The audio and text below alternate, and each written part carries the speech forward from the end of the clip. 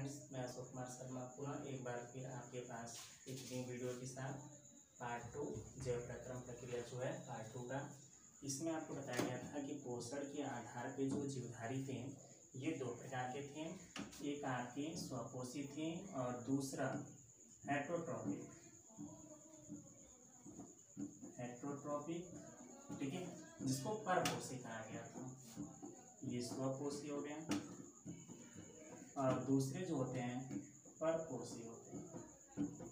स्वपोषी में कहा गया था कि ऐसे जीवधारी जो अपना भोजन स्वतः बनाते हैं। ऑटो का मतलब होता है सेल्फ, मतलब स्व यानी कि स्वयं अपना भोजन बनाते हैं, उसे ऑटोट्रॉपिक कहा गया था। हेट्रो का मतलब होता है अदर, इसको तोड़ दिया जाए। हेट्रो का मतलब होता है अदर, ठीक है। और ट्रॉपिक फॉर ईटिंग मतलब यानी कि ऐसे जीवधारी जो अपना भोजन दूसरे जीवधारियों से प्राप्त करते हैं, उसे परपोषी कहा गया। इसमें जो स्वपोषी होते हैं ये दो प्रकार के आपके बताए गए थे। एक आपका बताया गया था, इसमें जो पहला होता है ये कीमोऑटोट्रॉपिक होता है। ऑटोट्रॉपिक,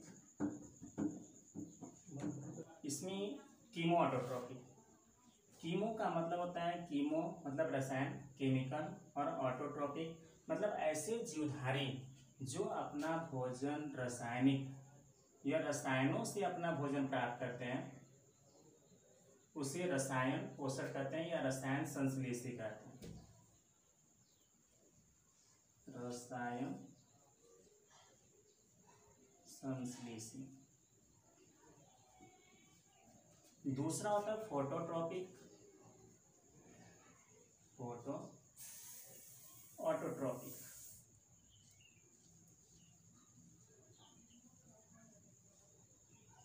फोटो का मतलब होता है लाइट,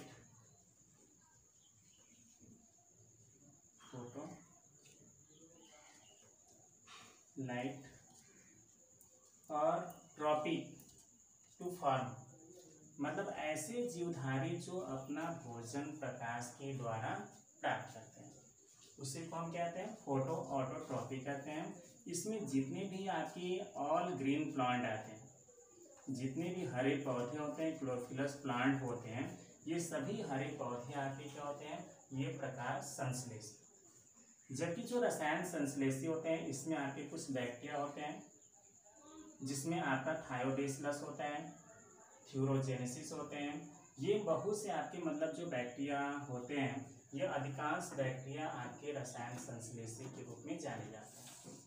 प्रकाश संश्लेषी की बात कर रहे हैं, मतलब ऐसे जीवधारी जो अपना भोजन प्रकाश के द्वारा प्राप्त करते हैं या प्रकाश की उपस्थिति में बनाते हैं, उसे प्रकाश संश्लेषी कहते हैं। इसी शब्द से आता है आपका प्रकाश संश्लेषक।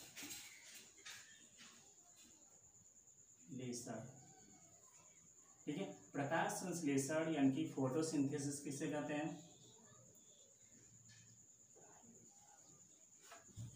तो इसमें कहा जाता है कि ऐसे हरे पौधे जो यानी कि जड़ों की सहायता से जल, वायुमंडल से कार्बन डाइऑक्साइड, सनलाइट और क्लोरोफिल की उपस्थिति में भोजन का निर्माण करते हैं, उसे क्या कहते हैं? प्रकाश संश्लेषण कहते हैं।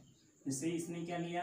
वायुमंडल से कार्बन डाइऑक्साइड लिया, जड़ों के द्वारा इसने जल लिया H2O, और ये कहा गया कि सनलाइट, सूर्य की प्रकाश की उपस्थिति में, और साथ साथ पौधे में क्या होना चाहिए? क्लोरोफिल की उपस्थिति में ये अपना भोजन मतलब C6H12O6 और प्लस यहाँ से 6H2O और 6O2, मतलब यहाँ से आपका भोजन का निर्माण हो रहा है और साथ साथ इससे ऑक्सीजन गैस निकलती है। तो इस क्रिया को हम क्या कहते हैं? प्रकाश संश्लेषण कहते हैं। ये इसकी केमिकल रिएक्शंस हो गए, जिसको हम एक लाइन में रिप्रेजेंट करते हैं, यानी कि पूरी डिफिनीशन यहाँ से दी जा सकती है। मतलब ये कहा गया कि वायुमंडल से कार्बन डाइऑक्साइड, जड़ों की सहायता से जल, सूर्य की प्रकाश की उपस्थिति, परहरिम की उपस्थिति में पौधा अपने भोजन के निर्माण करने की जो क्रिया होती है, इसी को प्रकाश संश्लेषण कहते हैं। ठीक है। इसके पश्चात प्रकाश संश्लेषण में जो आवश्यक पदार्थ है, मतलब हम बात करते हैं रॉ मटेरियल्स, कच्चे पदार्थ। रॉ मटेरियल्स क्या होता है? तो जैसे आप कोई एक कंपनी लगाते हैं, ठीक है, रॉ मटेरियल्स, आपने कोई एक कंपनी कारखाना लगाया, तो उस कारखाने में कौन कौन सी चीजें चाहिए जिससे आपके प्रोडक्ट का निर्माण हो सके। तो जिन चीजों की आवश्यकता पड़ती है, इससे आपको चावल ही बनाना हुआ तो उसमें आपको पात्र चाहिए, पानी चाहिए, मतलब जल चाहिए। इसके अतिरिक्त उसमें ईंधन चाहिए, रॉ यानी कि कच्चा आपको राइस चाहिए। फिर उसको आप बॉयल करते हैं तो चावल के रूप में परिवर्तित हो जाता है। तो उसी तरह से कहा गया कच्चे पदार्थ क्या है? तो प्रकाश संश्लेषण के लिए जिन चीजों की, जिन वस्तुओं की आवश्यकता होती है, उसी को हम कहते हैं रॉ मटेरियल्स कहते हैं। तो इसमें रॉ मटेरियल्स में कौन कौन आ जाते हैं? तो पहला होता है कार्बन डाइऑक्साइड, दूसरा आपका होता है वाटर, तीसरा होता है सनलाइट, और चौथा होता है आपका क्लोरोफिल। तो इनकी सहायता से, मतलब कार्बन डाइऑक्साइड, जल, सनलाइट और क्लोरोफिल रहेंगे तभी आपके क्या होंगे, यानी कि प्रकाश संश्लेषण की क्रिया होगी। तो इसमें चूंकि प्रकाश संश्लेषण के लिए इन चारों चीजों की आवश्यकता पड़ रही है, तो ये सभी चीजें क्या होगी आपकी? कच्चे पदार्थ हो गए, ठीक है। कि प्रकाश संश्लेषण में जो चीजों की आवश्यकता होती है उन्हें कच्चे पदार्थ कहा गया। अब आपको एक्सपेरिमेंट के द्वारा शो करना है, दिखाना है कि सिद्ध कीजिए कि प्रकाश संश्लेषण की क्रिया में कार्बन डाइऑक्साइड गैस आवश्यक है। मतलब चूंकि रॉ मटेरियल्स है, इसको प्रूव तो करना पड़ेगा ना। तो इसके लिए आपको करना क्या होगा, ठीक है। इसके लिए सबसे पहले आपको क्या क्या चाहिए, रिक्वायर्ड मटेरियल, आवश्यक सामग्री। तो इसमें सबसे पहले एक आपको बीकर चाहिए, एक गमले में लगा हुआ हरा पौधा चाहिए, लगा हरा पौधा, पोटेशियम हाइड्रोक्साइड एक प्रोडक्ट चाहिए। इसके पश्चात आप करते क्या है कि सबसे पहले जो आपने पौधा लिया, इस पौधे को मेथड समझिए, इस पौधे को आप 72 घंटे तक डार्क रूम में रख लेते हैं। क्यों रख लेते हैं ये जान लीजिए।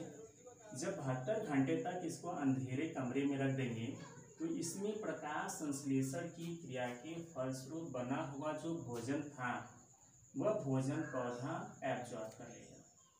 और एब्जॉर्ब करने के पश्चात जब 72 घंटा आप इसे डार्क रूम में रख लिए, तो अंधेरे कमरे में रखने के पश्चात आप इसकी एक पत्ती की, जो आप एक बीकर जो लिए थे, गोल मुंह वाला एक बीकर लेते हैं, बॉटल की तरह होता है, और लेने के पश्चात इसमें थोड़ा सा पोटेशियम हाइड्रोक्साइड डाल देते हैं, KOH।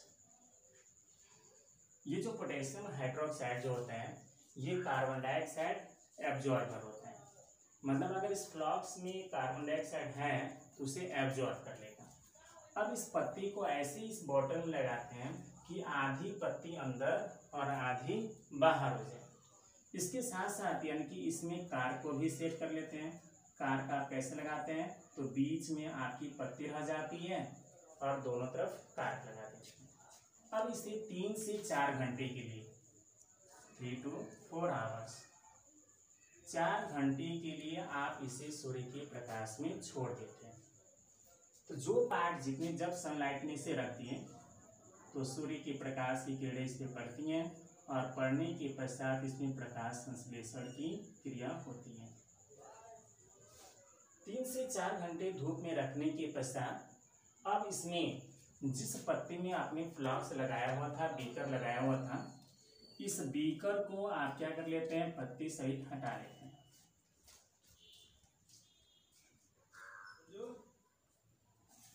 इस पत्ती को आप तोड़ लेते हैं। पत्ती को तोड़ने के पश्चात सावधानी पूर्वक इससे फ्लॉक्स को हटाते हैं और हटाने के पश्चात इसमें प्रकाश संश्लेषण की क्रिया हुई है ये जानने के लिए आप क्या करते हैं, इससे पहले इनके गर्म जल में बॉयल करते हैं, जिससे इसमें जो सक्रिय एंजाइम होते हैं वह नष्ट हो जाते हैं। फिर एथिल अल्कोहल में इसे गर्म करते हैं। गर्म करने के पश्चात जब आपके एंजाइम नष्ट हो गए तो गर्म करने के पश्चात इसको पुनः ठंडा कर लेते हैं और ठंडा होने के पश्चात इस पे आयोडीन विलयन डालते हैं। ठीक है, I2 सॉल्यूशन। ठीक है, जब आयोडीन विलयन डालते हैं तो पत्ते का वह भाग जो अंदर था, ठीक है, मतलब यानी कि फ्लॉक्स के जो अंदर था वह आपका क्या हो गया, कलरलेस हो गया। कलरलेस मतलब इसके रंग में कोई परिवर्तन नहीं हुआ, लेकिन जो भाग अंदर बाहर था वह नीले कलर में परिवर्तित हो गया।